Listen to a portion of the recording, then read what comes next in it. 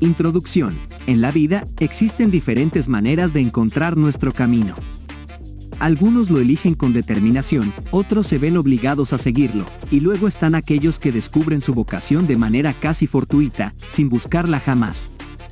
Steve Jobs, en una ocasión, compartió cómo su fascinación por los ordenadores surgió durante su preadolescencia, cuando visitó el Centro Ames de Investigación de la NASA, cerca de Mountain View. Curiosamente, nunca tuvo ante sus ojos un ordenador, solo una terminal. Sin embargo, al relatarlo, su entusiasmo infantil se hace patente, al recordar el día en que se enamoró de la simple idea de los ordenadores. El camino de Steve Jobs abarca desde los primeros días de Apple Computer hasta los distintos momentos cruciales de su carrera, tanto dentro como fuera de la compañía. Durante los 10 años que estuvo alejado de Apple, Steve dio vida a Pixar, la única empresa de la industria cinematográfica de Hollywood que nunca registró pérdidas en ninguna producción y que finalmente fue adquirida por Disney en 2006. Durante ese periodo, también fundó Next Computer Inc., una empresa que posteriormente despertaría el interés de Apple y allanaría su regreso a la compañía.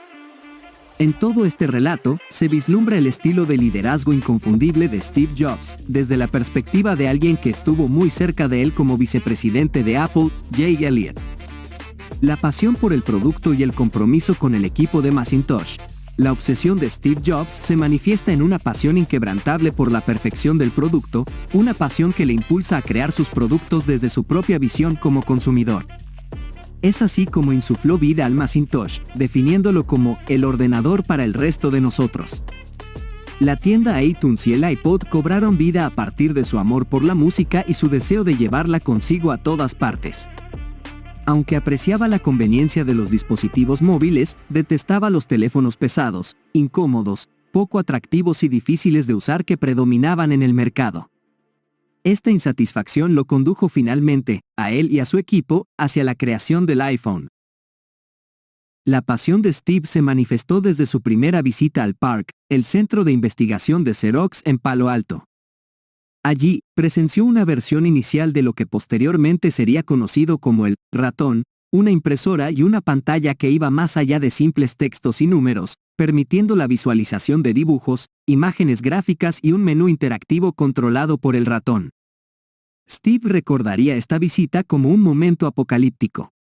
Mientras PARC desarrollaba una máquina empresarial, una computadora que compitiese con IBM a un costo estimado de $10,000 a $20,000, Steve vislumbraba algo diferente, un ordenador para todos. La idea de un icono en la pantalla, el cursor, controlado por el movimiento de la mano, lo entusiasmó de inmediato, capturando su visión del futuro de la informática. A pesar de no ser un experto en tecnología, Steve anhelaba sinceramente crear su propio producto. Sin embargo, al intentar aplicar su visión al ordenador Lisa de Apple, los ingenieros que trabajaban en él intentaron descartar sus ideas, sugiriéndole que construyera su propio ordenador si creía tanto en esas ideas. El proyecto Lisa había estado en desarrollo durante 2 años, pero la tecnología que Steve había presenciado en PARC estaba destinada a cambiar el mundo y requería que Lisa se rediseñara con esas características. Steve intentó redirigir al equipo de Lisa hacia lo que había visto en PARC, insistiendo en que debían cambiar el rumbo. Sin embargo, los ingenieros y programadores de Lisa eran fervientes admiradores de Wozniak, Steve Wozniak, cofundador de Apple, y se resistían a ser liderados por Jobs. En ese momento, Apple era como una nave sin rumbo fijo, con muchos tripulantes en el puente, pero sin un capitán al mando. A pesar de tener solo 4 años de existencia, la compañía ya generaba ventas netas anuales de alrededor de $300 millones. Sin embargo, Steve Jobs ya no tenía el poder que tenía en sus inicios. El CEO original había abandonado la empresa, y el inversionista inicial, Mike Markula, asumió temporalmente el cargo de CEO, con Michael Scott como presidente. Ambos ejecutivos que tomaban decisiones se mostraban renuentes a los retrasos que los cambios propuestos por Steve estaban causando en el proyecto Lisa. El proyecto estaba retrasado, y la idea de desechar todo lo hecho hasta el momento y empezar de nuevo era simplemente inaceptable. Para lograr que el equipo de Lisa o los directivos de la empresa aceptaran sus demandas, Steve tenía un plan. ser nombrado vicepresidente de desarrollo de nuevos productos, lo que le otorgaría el control total sobre el equipo de Lisa y la capacidad de dirigir el cambio que deseaba implementar. Sin embargo, en lugar de eso, en una reorganización de la empresa, Markula y Scott le dieron el título de vicepresidente de la junta directiva y le explicaron que esto lo convertiría en el rostro principal de la próxima oferta pública inicial de acciones de Apple, lo que incrementaría el precio de las acciones y lo haría muy rico, según argumentaron. Steve se sintió profundamente herido. Estaba muy descontento con la manera en que Scott había implementado este cambio sin informarle ni consultarle. Después de todo, era su empresa. Además, estaba enojado por perder su involucramiento directo en Lisa. Básicamente, lo habían eliminado de la ecuación. El golpe fue aún más doloroso cuando John Koch, el nuevo líder del equipo de Lisa, le dijo a Steve que dejara de molestar a los ingenieros y que se alejara. Steve Jobs nunca tolera la palabra no, ni es receptivo a no podemos o no debes. Ante la situación en la que tenía en mente un producto revolucionario que su propia compañía ignoraba, en lugar de comportarse como un niño al que le habían quitado sus juguetes, actuó de manera disciplinada y decidida. Había un proyecto en particular que se encontraba en una fase temprana de desarrollo en Apple. Un proyecto que Steve había intentado eliminar hace poco, argumentando que competiría con Lisa. Sin embargo, regresó para evaluar su progreso. Se encontró con un grupo de personas que llevaban solo unos meses trabajando en la creación de una computadora destinada a las masas, fácil de usar. Ya habían desarrollado un prototipo al que llamaron Macintosh. El líder del equipo, un brillante exprofesor llamado Jeff Raskin, eligió este nombre por ser su variedad de manzana favorita. Steve ya no tenía la intención de cancelar el proyecto. Si el equipo de Lisa no estaba dispuesto a escuchar sus ideas sobre una nueva categoría de computadora, el pequeño equipo de Macintosh parecía estar más abierto a sus ideas. Steve simplemente tomó el control del equipo, incorporó nuevos miembros, convocó reuniones y marcó nuevas direcciones. Rápidamente, Steve Jobs se convirtió en un experto en todos los aspectos del diseño de Macintosh, su arquitectura de sistema y su funcionalidad. Su comprensión de la tecnología era tan profunda que podía mantener discusiones detalladas con los ingenieros sobre sus respectivas tareas. Preguntaba sobre el progreso y las razones detrás de las decisiones tomadas, y no dudaba en ordenar cambios cuando consideraba que alguna elección no era la más adecuada. Los fundamentos de cómo interactuamos con las computadoras hoy en día, como mover el cursor con el ratón, hacer clic para seleccionar, arrastrar archivos o iconos, y mucho más, eran ideas que surgieron del PARC y que se enriquecieron gracias a la insistencia implacable de Steve en cuanto a la simplicidad, el diseño elegante y la intuición. Para Steve Jobs, un equipo es más que la suma de sus individuos. El ambiente de trabajo también es crucial, ya que puede tener una influencia significativa en el rendimiento del grupo. El espacio físico forma parte de la creación de una atmósfera especial. En 1981, el equipo de Mac se trasladó a un edificio en Bandley Drive. Steve ubicó su oficina cerca de la entrada principal, con todos trabajando en cubículos y laboratorios dispuestos en arcos a su alrededor. Steve ocupaba el punto central, como un director de orquesta con sus músicos frente a él. El atrio contaba con un piano, videojuegos y un gran refrigerador lleno de jugo. Rápidamente, se convirtió en un lugar de encuentro y relajación para los empleados. En el atrio, se exhibía la antigua motocicleta BMW de Steve, impecable, como un símbolo de gran diseño y funcionalidad. Posteriormente, empresas como Pixar y Google ganarían notoriedad al crear ambientes similares para sus empleados. A Steve le encantaban los retiros y los incorporó en el calendario laboral, celebrándolos cada 3 meses para todo el creciente equipo de Mac. Había tiempo libre y momentos de relajación, pero las sesiones de trabajo seguían un programa riguroso que se esperaba que todos respetaran. Desde el principio, su plan era que el equipo de Mac no superara las 100 personas. Él comprendía los riesgos de que un grupo de trabajo creciera tanto como para experimentar bloqueos organizativos que ralentizaran todo. Sin embargo, la explicación que prefería dar era simple: es difícil recordar los nombres de más de 100 personas. En una organización de gran envergadura, se tiende a caer en las trampas de la duplicación, los múltiples niveles de aprobación y las barreras que obstaculizan la comunicación y el libre flujo de ideas. Steve Jobs observó que esto ya estaba ocurriendo en otros sectores de Apple. Su objetivo era demostrar el concepto de un pequeño equipo de inicio exitoso con Macintosh y, posteriormente, utilizar esta experiencia para promover la mentalidad de equipos pequeños y centrados en el producto en toda la empresa.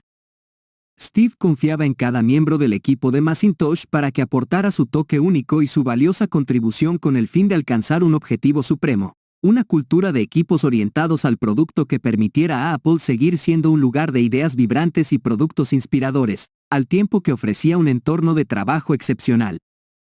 Steve les mostraba a su equipo que reconocía que no podría lograr grandes cosas sin ellos. Un ejemplo memorable fue cuando decidió que las firmas de los ingenieros originales debían ser grabadas en el interior de las cubiertas de los primeros Macs, al igual que los artistas firman su trabajo. Aunque los compradores de Mac nunca verían estas firmas, ni siquiera se percatarían de su existencia, para los ingenieros esto significaba mucho. Incluso hoy, cada vez que ven un Mac Classic en un garaje o en un museo de computadoras, sienten la satisfacción de saber que sus nombres están dentro de él. Steve también se esforzaba por experimentar cada detalle de la experiencia del usuario. Se cuestionaba, cuando un comprador abre la caja por primera vez en casa o en la oficina, ¿qué verá? ¿Qué obstáculos encontrará al sacar el ordenador de la caja y cuán sencillo será quitarlos? Le decía a su equipo de desarrollo, soy el producto. ¿Qué sucede cuando el comprador intenta sacarme de la caja y encenderme? Steve encontraba imperfecciones en todo, desde el diseño, la experiencia del usuario, la interfaz, el marketing y el empaque, hasta cómo se comercializaría y vendería el producto. Aunque este proceso consumía tiempo y podía ser frustrante para los creadores de productos, la atención de Steve a los detalles fue uno de los factores cruciales de su éxito y el de sus productos. El ratón sería algo completamente nuevo para los usuarios. Steve se preguntaba, ¿cómo diseñaremos el embalaje para que sientas que tienes el ratón en la mano desde el momento en que lo saques de la caja? ¿Cómo haremos que la caja del ordenador sea estéticamente agradable y que te enorgullezcas de tenerla en tu escritorio, en lugar de que parezca una caja sin gracia con esquinas cuadradas diseñada por un ingeniero? ¿Qué tan rápido se iniciará el Macintosh cuando lo conectes y presiones el botón de encendido por primera vez? ¿Qué verás cuando la pantalla cobre vida al encenderse? ¿Podrás intuitivamente realizar todas las operaciones básicas sin necesidad de leer el manual? En una reunión con el equipo que escribía la documentación de apoyo para el Macintosh, alguien propuso una idea destacable, que el manual de usuario se redactara a nivel de comprensión de bachillerato. Steve amablemente rechazó la sugerencia y afirmó, no, a nivel de primer grado. Explicó que uno de sus sueños era que el Mac fuese tan simple que no requiriera un manual. Luego añadió con humor, tal vez necesitemos a un niño de primer grado para escribirlo. Steve sabía que algunas funciones no podían ser completamente intuitivas, pero también entendía que, si sus diseñadores y programadores se esforzaban lo suficiente, podrían encontrar soluciones brillantes para hacer que el Mac, y todo lo que le seguiría, fuera fácil de usar. Un día, mientras el equipo de Mac avanzaba hacia una máquina funcional y un software que ejecutara todas las funciones sin problemas, Steve asistió a una demostración y no mostró satisfacción. Preguntó, ¿qué es ese ruido? Nadie entendía a qué se refería, ya que no había ningún ruido, excepto un suave zumbido del ventilador. Pero él no estaba dispuesto a aceptarlo. A pesar de que todos los demás ordenadores tenían ventiladores ruidosos, Steve insistió, el Macintosh debe ser completamente silencioso. Los ingenieros trataron de explicarle que el Mac no funcionaría sin un ventilador, ya que se sobrecalentaría y dañaría. Sin embargo, Steve siguió insistiendo, sin ventilador. Los ingenieros regresaron a sus puestos en el laboratorio y comenzaron a rediseñar el Mac para hacerlo funcionar sin ventilador. La fecha de lanzamiento se retrasaba una y otra vez. Finalmente, el Macintosh fue presentado al mundo con 5 meses de retraso. En principio, Steve tenía razón, un ordenador completamente silencioso era un placer de usar. Pero su costo fue astronómico. Steve aprendió una valiosa lección. Los detalles son importantes y vale la pena esperar para hacer las cosas bien, pero a veces es necesario equilibrar el beneficio de hacer las cosas correctamente con el costo de llegar tarde al mercado. Aunque siguió retrasando los lanzamientos para asegurarse de que todo estuviera bien, Steve también reconoció públicamente que no volvería a permitir retrasos tan significativos. Estos no fueron los únicos errores importantes que Steve cometió con respecto al Mac. Decidió que, además de crear el hardware y el software, también quería fabricar los ordenadores. La fábrica costó $20 millones, y aunque el consejo de Apple era escéptico, dada la incertidumbre sobre el éxito del Macintosh, la aprobación se facilitó debido a que Apple tenía $200 millones en el banco gracias a las ventas exitosas del Apple II. Sin embargo, esta parte de la historia no tuvo un final feliz. Si Steve hubiera tomado un momento para aplicar sus habilidades analíticas, se habría dado cuenta de que las ventas del Macintosh tendrían que ser extraordinarias para que la planta fuera financieramente viable. Cada Macintosh que se produjo en la planta costó alrededor de $20,000, mientras que se vendían por solo $2,000. Las cifras hablan por sí solas. Fue una decisión extremadamente costosa que se complicó aún más cuando el Macintosh no se vendió tan bien como se esperaba. Sin embargo, hay que reconocer que este fue otro error que Steve nunca volvería a cometer. Otro episodio en el que Steve estuvo a punto de cometer un error desastroso para el Macintosh ocurrió cuando decidió entrar en el mercado de los discos duros y contrató a alguien para diseñar un nuevo disco duro que sería fabricado para el Mac. Inicialmente, se le dio el nombre en código, Twiggy, al proyecto y el esfuerzo avanzó. El autor de este libro, Jay Elliott, y el jefe del hardware de Mac, Bob Belville, comenzaron negociaciones en secreto detrás de la espalda de Steve, anticipando el inminente fracaso de Twiggy. Sony había desarrollado un nuevo disco duro de 3.5 pulgadas para Hewlett Packard y ofrecieron desarrollar discos duros para Apple. Finalmente, el Macintosh llegó al mercado con un disco duro de Sony. Desde el descalabro de Twiggy, Steve se volvió mucho más astuto al recurrir a proveedores externos cuando era necesario. Ahora, con el objetivo de lanzar productos más rápidamente, está más dispuesto a adoptar componentes o software de terceros y luego perfeccionarlos internamente en Apple para futuras versiones. Años después del lanzamiento del primer Macintosh, después de enfrentar diversos desafíos y haber acumulado experiencia, Steve Jobs finalmente reconoció que su pasión no se limitaba a crear productos sobresalientes, sino que se centraba en algo más específico y concreto. Esto lo llevó a concebir una serie de dispositivos elegantes, accesibles, intuitivos, hermosos y poderosos que marcarían su carrera. Todos los productos posteriores, desde el iPod en adelante, incorporaron las valiosas lecciones que Steve había aprendido durante la creación de esos primeros Macs. Lecciones sobre el proceso de llevar productos a manos de los consumidores, la fijación de precios y otros aspectos basados en sus primeras experiencias como diseñador de productos. Los años de Steve Jobs fuera de Apple, la tormenta organizacional que se estaba gestando en Apple a principios de los años 80 finalmente estalló. John Sculley, a quien Steve había contratado como CEO de Apple, le comunicó a Steve que ya no estaría a cargo del equipo de Macintosh. Steve dejó Apple ese día, subió a su Mercedes y se fue, profundamente herido. Sí, podía ser desafiante, pero los resultados hablaban por sí solos.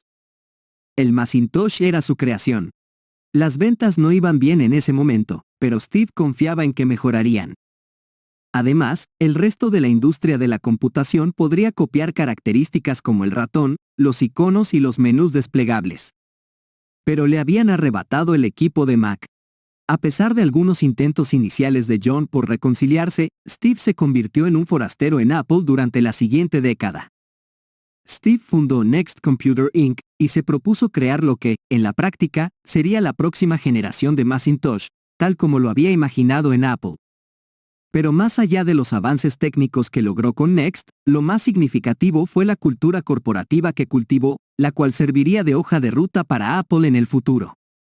Steve eliminó las jerarquías, brindó generosos beneficios, cambió la percepción del personal de empleados a miembros, y diseñó una oficina de espacio abierto que materializaba su visión de una nueva forma de trabajar. Muchos de los talentosos expertos técnicos, gerentes de productos y profesionales de marketing de Next desempeñarían roles importantes en el resurgimiento posterior de Apple. Mientras Steve se esforzaba por perfeccionar la computadora Next, se cruzó con otro dispositivo informático poderoso diseñado para aplicaciones específicas, la unidad de animación digital de Lucasfilm, el estudio cinematográfico de George Lucas en Marin County, California. Lucas deseaba vender esta unidad para obtener fondos con los que solventar su divorcio. Steve se interesó y entró en la negociación. Esta unidad de gráficos eventualmente se conocería como Pixar, un nombre que pretendía evocar la idea de hacer películas. La unidad estaba liderada por dos pioneros de la animación por computadora de Nueva York, los doctores Ed Catmull y Albie Ray Smith. Desde mucho antes de la formación de Pixar, su sueño era crear la primera película animada completamente generada por computadora. También se unió al equipo un destacado animador de Disney, John Lasseter, quien fue contratado para crear cortometrajes que demostraran las impresionantes capacidades de la nueva animación por computadora que la unidad había estado desarrollando. Hace unos años, en la época en que Steve comenzaba a tener problemas con Apple, John Lasseter sorprendió a todos en SIGGRAPH, la conferencia anual de la principal organización de gráficos animados por computadora, con un corto de apenas 90 segundos llamado André y Wally B. En ese momento, las limitaciones de la animación por computadora eran evidentes. No se podían transmitir emociones a través de los rostros de los personajes, lo que hacía imposible contar historias sutiles. La animación por computadora se utilizaba principalmente para efectos especiales o cortos abstractos y caleidoscópicos. Sin embargo, André y Wally B. logró contar una historia que conmovió al público, superando lo que cualquier otro en la industria había logrado hasta entonces. El equipo de Pixar se enfrentaba a desafíos, ya que la tecnología de las computadoras aún no había avanzado lo suficiente como para crear largometrajes. Sin embargo, cada año, John Lasseter y su equipo presentaban los últimos avances en gráficos por computadora y software de Pixar, a través de cortometrajes que presentaban en SIGGRAPH. En la conferencia de 1986 en Dallas, debutó Luxo Jr., una historia de animación muy diferente a las anteriores. Dirigida y animada por John Lasseter, la historia presentaba a dos lámparas de escritorio expresivas, una grande y otra pequeña. En homenaje a este éxito, una lámpara al estilo de Luxo ahora aparece en los créditos de todas las películas de Pixar. Sin embargo, en 1988, Steve Jobs enfrentaba serios problemas financieros. Aunque Pixar y Next generaban ingresos, no eran suficientes para mantener su nivel de gastos. La cantidad de dinero que Steve debía transferir mensualmente desde su cuenta bancaria personal para mantener ambas compañías a flote estaba agotando sus recursos. Para mantener a Pixar en funcionamiento, Steve enviaba transferencias bancarias de rutina de entre $300,000 y $400,000 al mes. En una reunión de operaciones mensual, Steve dejó claro que había llegado a su límite y no podía continuar con ese nivel de gasto. Pixar necesitaba recortar gastos, una noticia devastadora para su talentoso equipo de animadores, que habían construido durante años un equipo de élite en la industria desde mediados de la década de 1970. Presentarse en SIGGRAPH sin un nuevo corto animado pondría en peligro la percepción de Pixar como líder en gráficos por computadora y su capacidad para proporcionar un producto confiable y en constante mejora. Steve decidió financiar la producción del nuevo corto, titulado Teen Toy, y resultó ser una decisión acertada, ya que ganó el Oscar al mejor cortometraje animado. Este paso fue fundamental, ya que allanó el camino para un hito importante, la colaboración entre Pixar y Disney en la producción de Toy Story, la primera película animada por computadora del mundo.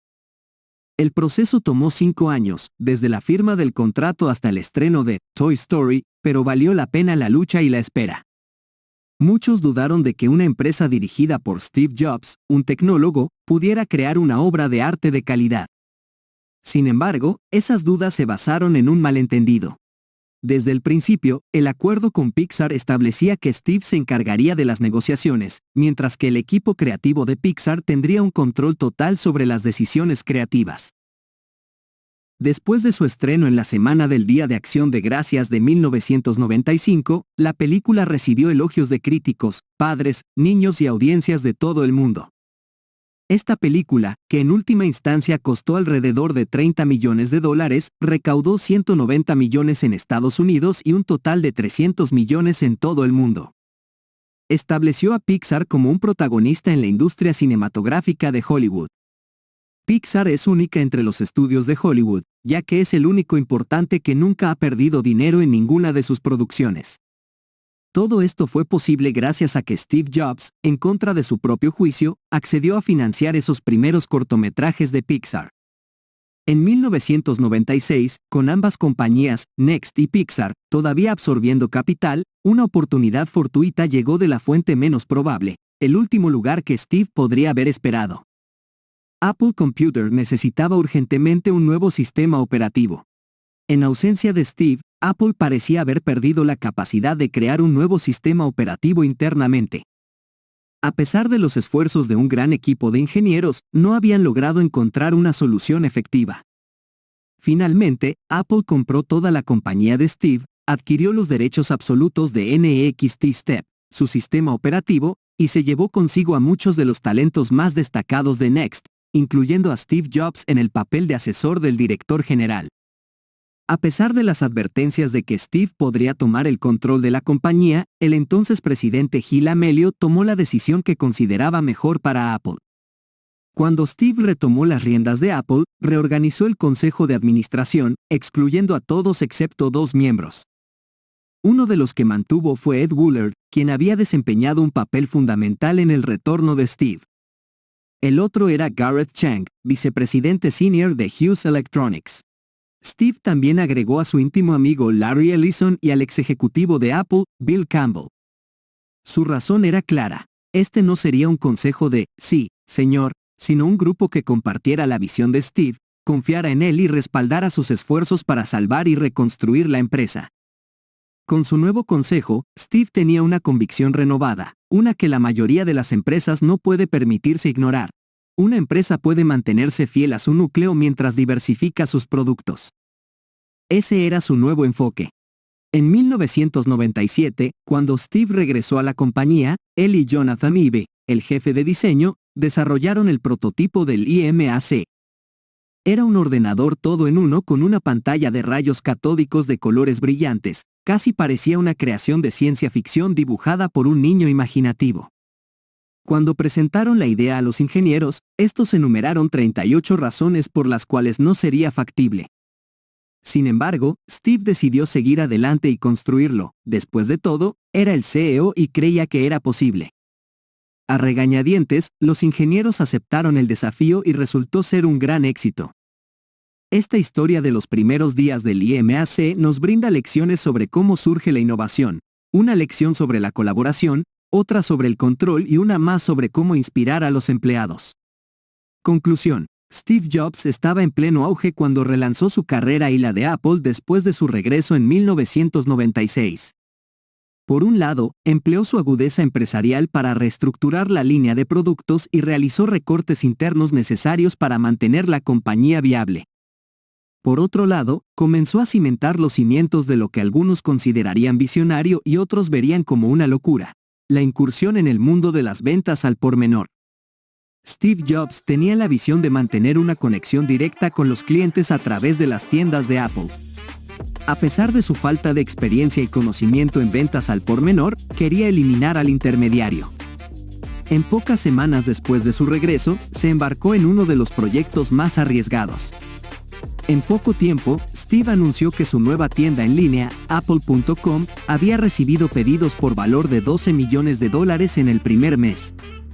Para ser un desarrollador integral de productos, no basta con imaginar algo nuevo, debes abrazar la novedad y comprometerte con ella. Debes sentir que hacer algo diferente, mejor y especial es primordial. En muchas compañías, personas creativas ven sus ideas brillantes descartadas en favor de mantener el status quo. A menudo, se frustran y se desperdician ideas brillantes en una sociedad que supuestamente valora la innovación. Es por eso que a menudo leemos sobre emprendedores con productos nuevos y brillantes que dejan sus empresas anteriores porque nadie mostró interés en sus ideas visionarias. Esto también ocurrió en Apple. Por lo tanto, es crucial que los líderes fomenten la pasión por el producto en toda la organización, desde los recepcionistas y los ingenieros hasta los miembros del consejo de dirección. Si los empleados de una empresa no sienten esa pasión que emana de sus líderes, entonces los líderes deben preguntarse por qué. Steve Jobs creía que la mitad de lo que diferencia a un emprendedor exitoso de uno fracasado es pura perseverancia. Pones tanto de tu vida en esto, y hay momentos tan desafiantes que es comprensible que mucha gente renuncie. Sin embargo, es necesario arder con una idea, un problema o un deseo de corregir algo equivocado desde el principio. Si no sientes suficiente pasión desde el principio, nunca destacarás.